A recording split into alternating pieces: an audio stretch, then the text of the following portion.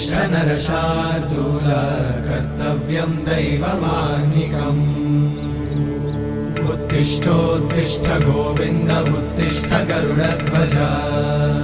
उत्तिष्ठ कमलाकान्त त्रैलोक्यं मङ्गलं कुरु उत्तिष्ठोत्तिष्ठ गोविन्द उत्तिष्ठ गरुडध्वज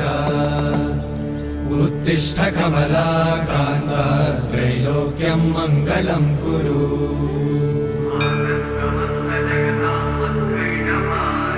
मातः समस्त जगतां मधुकैटभारे वक्षो विहारिणि मनोहर दिव्यमूर्ते